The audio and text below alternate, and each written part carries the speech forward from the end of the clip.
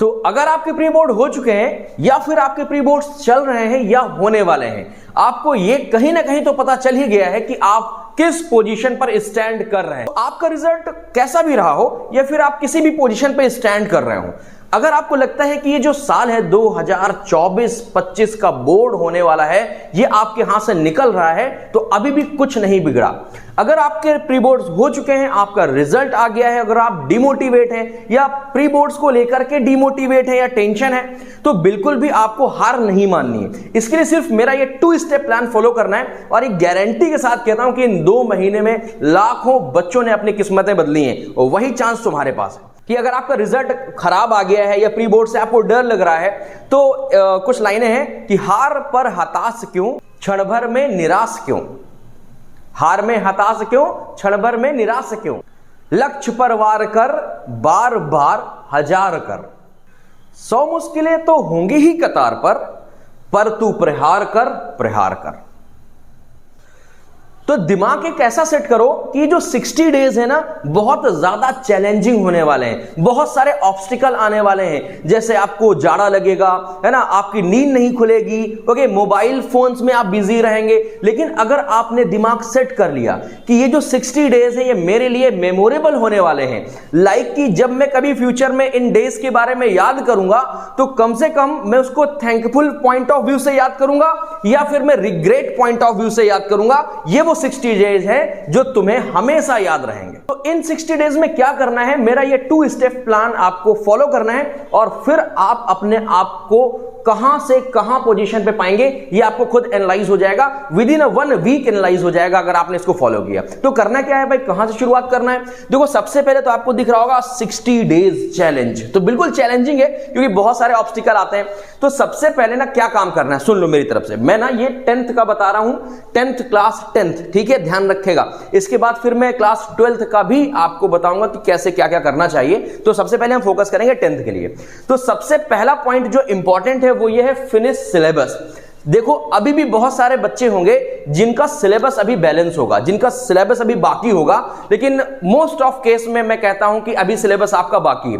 तो अगर बाकी है तो ये जो 30 डेज हैं दिसंबर वाले, इनमें तुम्हें करना क्या है, सबसे पहले सिलेबस फिनिश करो, ठीक है। इसके बाद एनसीईआरटी बुक अगर तुमने अभी तक नहीं रीड की है तो जरूर रीड करो। अब तुम कहोगे सर अब रीड करने का टाइम कहां, अब तो टाइम खत्म हो गया। तो बिल्कुल सही तुम्हारा सोचना है, अब टाइम नहीं है रीड करने का। लेकिन अगर तुम ऐसा करोगे तो तुम्हारे जो चैलेंजिंग क्वेश्चन है वो एक बहुत ही इजी स्टेप में सॉल्व होने लगेंगे, ठीक है। दूसरा क्या करना है, NCERT bio activity, NCERT chemistry activity diagrams, ठीक है, ये तुम्हें तैयार करना है रिटन में, लेबल करके क्या प्रोडक्ट बन रहा है ना, क्या इसमें सोल्यूशन आ रहा है, कुछ इस तरह से बायोलॉजी के जितने डायग्राम है सारे लेबल करके एक बार उसको तैयार करो। फिर क्या करना है, एग्जाम्पलर क्वेश्चन करने। क्या करना है, एग्जाम्पलर, एनसीईआरटी एग्जाम्पलर क्वेश्चन आपको करने ही चाहिए, क्योंकि अगर आप ये करेंगे तो आप पाएंगे कि बहुत सारे क्वेश्चन अभी भी आपको फंस रहे होंगे। ये वही क्वेश्चंस हैं जो तुम्हारे इन सारे डाउट्स को क्लियर करेगा, ठीक है। इसके बाद क्या करना है, प्रीवियस ईयर क्वेश्चन तुम्हें लगाने। तो प्रीवियस ईयर क्वेश्चन कितने साल के सर, 2 या 3 साल के लगा लो, तुम्हें आइडिया लग जाएगा कि किस लेवल का क्वेश्चन आ रहा है, ठीक है। और साथ में कुछ नए क्वेश्चन करने हैं। तो नए क्वेश्चन कहां से मिलेंगे, नए क्वेश्चन के लिए आपको सैंपल पेपर मार्केट में इतने सारे हैं, कोई भी एक सैंपल पेपर ले लो, ठीक है, जो ट्रस्टेड हो, तो तुम्हें वहां से न्यू क्वेश्चन मिल जाएंगे, ठीक है। तो ये पहला स्टेप हो गया कि सबसे पहला स्टेप है अपने सिलेबस को फिनिश करना, ठीक है। और फिनिश करने के मैंने आपको 6 स्टेप बताए कि सबसे पहले एनसीईआरटी बुक रीड करना है, जिस चैप्टर को रीड करेंगे उसी चैप्टर की एक्टिविटी डायग्राम देखनी है, उसी चैप्टर का एग्जाम्पलर क्वेश्चन करना है, उसी चैप्टर के प्रीवियस ईयर करने हैं, ठीक है। और न्यू क्वेश्चन भी उस चैप्टर के तुम्हें फाइंड आउट करके लगाने होंगे। तो एक चैप्टर ना कंप्लीट तैयार हो जाएगा, तुम्हें बार बार उस चैप्टर को रिवाइज करने की जरूरत नहीं पड़ेगी। जिसे मेरा दूसरा प्लान है कि इसको करने का तरीका क्या होगा, ठीक है। तो ऐसा नहीं कि हमने एक चैप्टर रीड किया फिर दूसरा रीड किया, नहीं, सबसे पहले हमें क्या करना है, चैप्टर रीड करना है, एक्टिविटी करनी है विद डायग्राम्स, ठीक है। फिर इसके बाद एग्जाम्पलर क्वेश्चन करने हैं, फिर पीवाईक्यू करना है, एग्जाम्पलर फिर पीवाईक्यू, ठीक है। इसके बाद क्या करना है, फिर न्यू क्वेश्चन के लिए जाना है जिसमें तुम अपना टाइम मैनेज करना सीखोगे और ये देख पाओगे कि इस साल के जो पैटर्न वाइज क्वेश्चन पेपर आ रहे हैं वो कैसे हैं, ठीक है, तो न्यू क्वेश्चन भी तुम्हें वहां से मिल जाएंगे। तो ये एक प्रॉपर तरीका है, जब अगर ये फॉलोअप करोगे ना तो जो चैप्टर तुम करते जा रहे होगे वो सॉलिड हो जाएगा, केवल एक दिन के रिवीजन में तुम एग्जाम जाके फोड़ दोगे, है ना। फिर इसके बाद आगे बढ़ते हैं। फिर आता है कि भाई अगर मान लो मैं तुमसे अगर बात करता हूं कि अब बैकग्राउंड में जो चल रहा होगा, फॉर एग्जांपल क्लास 12th वालों के लिए ले लो, तो क्लास 12th में फिजिक्स है, मैथ है, केमिस्ट्री है, बायो है, वो कैसे करना है। तो भाई देखो, फिजिक्स के लिए अगर तुम एनसीईआरटी पे डिपेंड हो तो तुम बहुत गलत कर रहे हो।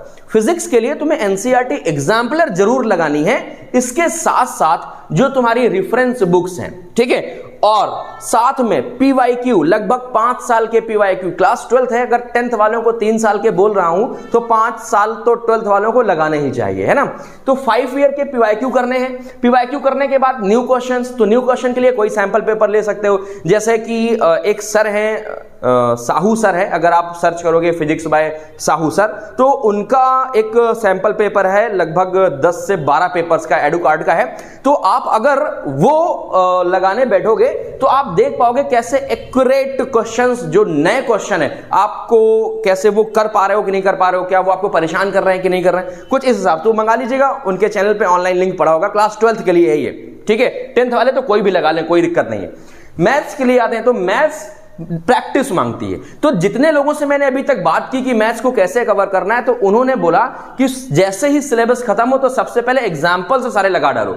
सभी चैप्टर को रिवाइज करने के लिए उन चैप्टर्स के एग्जाम्पल्स जरूर लगाएं। सीबीएसई का फेवरेट है एग्जाम्पल्स। हर चैप्टर में एग्जाम्पल्स जो गिवन हुए ना, जैसे आरएस की बुक ले लो, आरएस बेटर है, तो आरएस के सारे एग्जाम्पल तुम्हें लगा लेने हैं, ठीक है। फिर इसके बाद पीवाईक्यू करने हैं, पीवाईक्यू के बाद फिर सैंपल पेपर करना है, ठीक है। वही चीज फॉलो हो रही है जो फिजिक्स में की हम लोगों ने। इसका सैंपल पेपर अरिहंत बेस्ट है, मुझे लगता है कि वो तुम्हें लेना चाहिए। इसके बाद केमिस्ट्री के लिए आ जाओ, तो केमिस्ट्री में आंख बंद करके इनटेक्स्ट क्वेश्चन, एनसीईआरटी क्वेश्चन और एक्सरसाइज की बात कर रहा हूं, और एनसीईआरटी एग्जाम्पलर। तीसरी कोई भी बुक, कोई भी किताब तुम्हें छूने की जरूरत नहीं है। अगर हम बात करें इधर बायो में, तो बायो में आप एनसीईआरटी तो रीड कर ही चुके होंगे, एनसीईआरटी एक्सरसाइज के ना, और इसके लिए तुम पीवाईक्यू जरूर देख लो, ठीक है। पीवाईक्यू देख लो या फिर लेटेस्ट कोई सैंपल पेपर है उससे तुम इसकी प्रैक्टिस कर सकते हो। क्लियर बात कि नहीं क्लियर? ओके। एग्जाम आइडिया आती है, ऑल इन वन आती है मेरे ख्याल से, तो बायो के लिए ये बुक्स बेहतर रहेंगी, ठीक है। फिजिक्स के लिए जो पैटर्न है वो मैंने बताया वो अलग है, बायो का पैटर्न अलग है, मैथ का पैटर्न अलग है, और केमिस्ट्री का पैटर्न एनसीईआरटी वाला है, ये अलग है, ठीक है। आगे हम बात करेंगे कि अब हमारे क्लास 12th में या 10th वाले जो बोर्ड वाले बच्चे हैं उन्हें क्या करना चाहिए। तो देखो, सबसे पहले होता है सेल्फ करेक्शन, अपने आप को करेक्ट करना। अगर तुमने ये स्टेप दूसरा है, ये है स्टेप 2, अगर तुमने ये चार्ट फॉलो कर लिया तो तुम अपने आप का रिजल्ट बूस्टअप पाओगे। कैसे? जैसे हम बात करेंगे दिसंबर फर्स्ट 10 डेज में, तो 20% 22% आपको सिलेबस भी तैयार हो जाएगा, और सारी की सारी जो चीजें जो मैंने आपको बताई हैं अगर आपने फॉलो की हैं तो आपको एक कॉन्फिडेंस लेवल भी बिल्ड होगा। जैसे ही दिसंबर के लास्ट 20 डेज आते हैं तो आप उसी स्कोर को बूस्टअप करेंगे 77% में, ठीक है। कहां से आ गया 77%? देखो, इसके लिए तुम्हें खुद टाइम देना पड़ेगा, सेल्फ स्टडी करनी पड़ेगी, ठीक है। खुद से नहीं पढ़ोगे, किसी टीचर के भरोसे रहोगे, तो फिर यह पॉसिबल नहीं कि तुम 22 से 77 रिजल्ट अपना ला पाओ, ठीक है।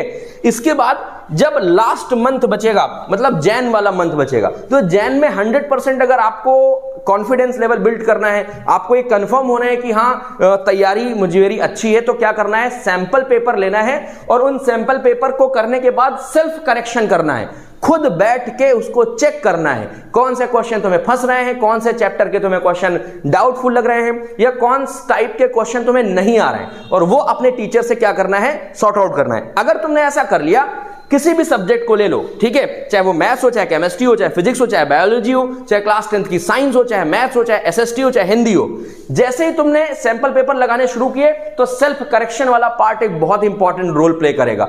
ये तुम्हें बताएगा कि तुम्हारी गलतियां क्या हैं, ठीक है, और तुमसे ज्यादा बेहतर तुम्हारी गलतियां कोई और नहीं जानता है, ठीक है। तो ये मेरा दूसरा स्टेप है। इतनी बात आपको समझ में आई कि नहीं आई? चलो, फिर एक प्रॉब्लम आती है कि सर हमारा पुराना ही छूटा है, बैकलॉग लगा हुआ है, प्रीवियस वर्क कैसे करें? तो देख भाई, अभी ये जो 60 डेज है ना, वो प्रीवियस वर्क भूल जा, एक चार्ट तैयार कर। ये कौन करता है चार्ट? एक तरफ से तुम उठाना शुरू करो सब्जेक्ट वाइज, चैप्टर वाइज, और उसको करते चले जाओ। अभी तुम्हारे पास टाइम है। अगर तुमने ये जो 2 महीने का टाइम है ये प्रीवियस वर्क को कंप्लीट करने में, कि कॉपी हमें पूरी कर ली, हमने फाइल बना ली, तो जो इंपॉर्टेंट वर्क है जैसे फाइलिंग वगैरह इंपॉर्टेंट है ये तो तुम्हें करना ही पड़ेगा। लेकिन अगर हम बात करें कि प्रीवियस वर्क, जैसे कि अब कोई जो मतलब ऐसा जो जरूरी ना हो वर्क, तो उसको आपको नहीं करना है। पता चला आप तैयार कर, आपके स्कूल में चल रहा है कुछ और, कोचिंग में कुछ और चल रहा है और घर में तुम कुछ और पढ़ रहे हो, तो ये गलत है। एक ही चीज कंटिन्यू करो भाई, चलो कोचिंग वाले सर एडजस्ट कर लेंगे, स्कूल के हिसाब से चलो, या स्कूल के हिसाब से नहीं चलना तो कोचिंग के हिसाब से और अपने हिसाब से चलो, जहां भी पढ़ते हो, ट्यूशन पढ़ते हो, ऑनलाइन पढ़ते हो, उसके हिसाब से करो।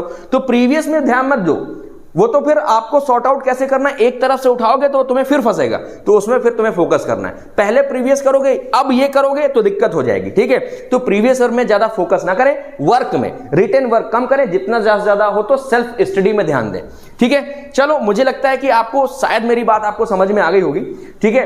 तो हम फिर किसी नए वीडियो में मिलेंगे। फिलहाल तो मुझे कमेंट करके जरूर बताइएगा कि आपने इस 2 स्टेप प्लान को फॉलो किया या नहीं किया, ठीक है। चलिए बाय बाय।